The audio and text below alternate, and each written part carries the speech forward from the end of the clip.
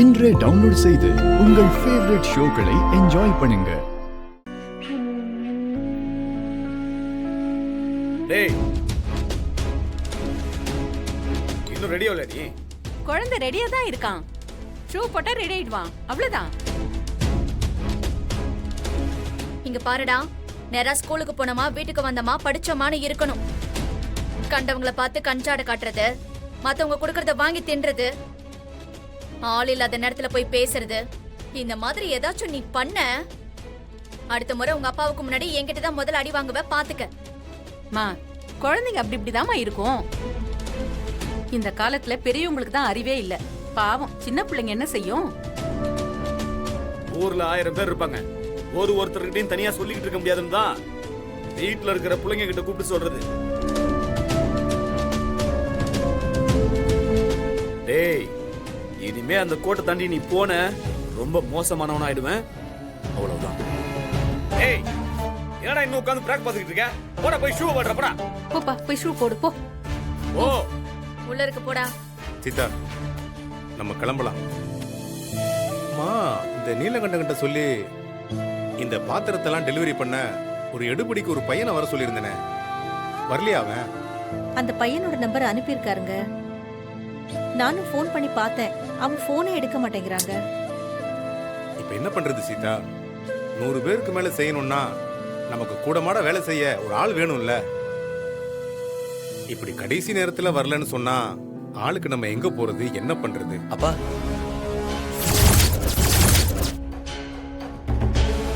அந்த வேலைய நான் செய்யலாமா?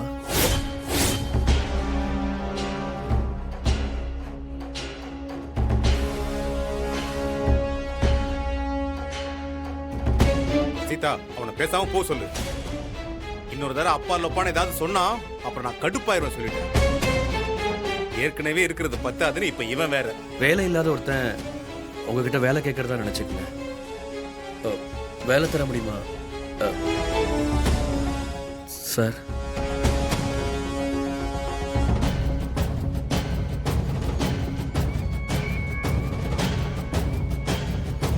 பத்து நாளா வேலை இல்லை, சரியா சாப்பிடல. இந்த வேலையை எனக்கு கொடுத்தீங்கன்னா உதவியா இருக்கும்.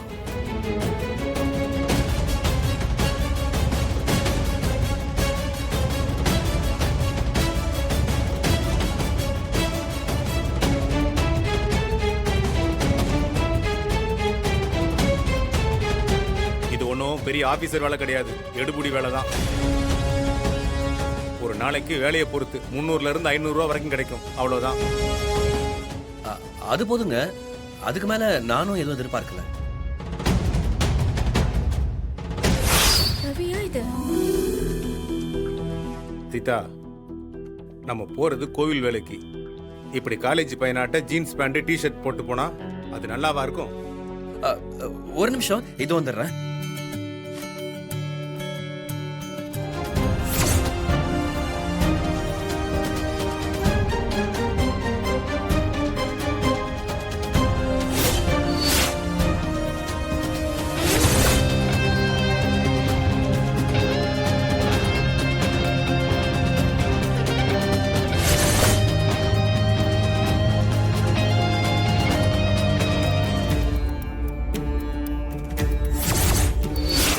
டேய்,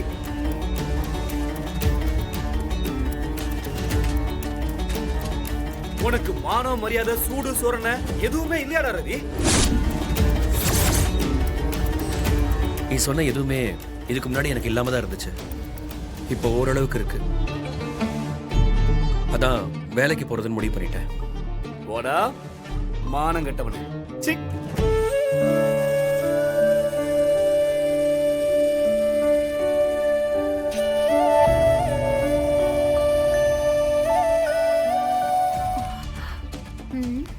என்ன பண்றது? வயிறெல்லாம் எரியுது எனக்கு. அந்த கேடுங்களை ரெண்டையும் தூக்கி வெளியில போட்டுட்டு எப்படியாவது நம்ம உள்ள போயிடலான்னு நினைக்கிறேன், ஆனா முடிய மாட்டேங்குதே. என்ன தனியா நின்னு குழம்பிக்கிட்டு இருக்க? சரி சாப்பிட வா. ஆமா, சோறு ஒண்ணுதான் இப்ப எனக்கு குறைச்சல். இப்போ எதுக்கு இவ்ளோ சலிச்சுக்கிற? சரி, நீ சாப்பிட்டியா? நான் சாப்பிட்டனே. மேகலா, எப்படி உன்னால நிம்மதியா சாப்பிட முடியுது? எப்படி இந்த சோறு உனக்கு இறங்குதோ எனக்கு ஒண்ணுமே புரியல. சரி, இப்போ உனக்கு என்ன பிரச்சனை?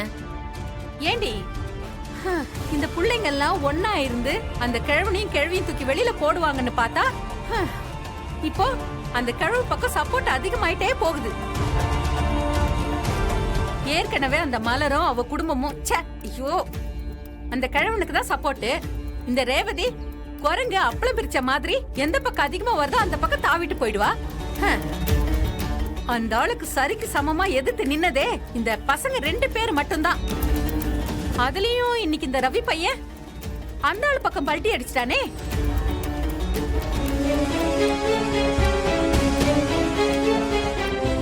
சரி மேகலா, உமாவுக்கு போன் போடு.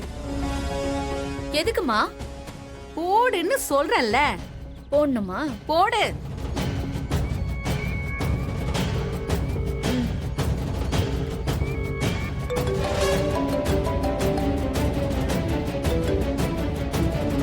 ஹலோ ஹலோ உமா கண்ணு, நான் தாம்மா மேகலாம்மா பேசுறேன். தெரியுது, சொல்லுங்க. எப்படிடா கண்ணு இருக்க? உடம்பெல்லாம் நல்லா இருக்கா உனக்கு? எல்லாமே போச்சு, எல்லாமே போச்சுன்னு சொல்றனே. அந்த கிழவனும் கிழவியும் சேர்ந்து உன்னையும் உன் புருஷனையும் திட்டம் போட்டு பிரிச்சுட்டாங்கம்மா.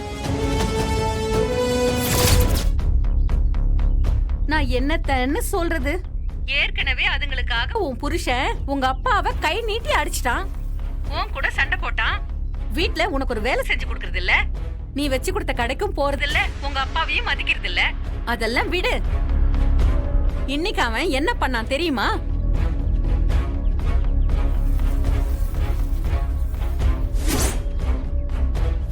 வேலை இல்லாத ஒருத்தன் உங்ககிட்ட வேலை கேட்கறதா நினைச்சுக்கோங்க. 10 நாளா வேலை இல்லை. இந்த வேலையை எனக்கு கொடுத்தீங்கன்னா உதவியா இருக்கும்.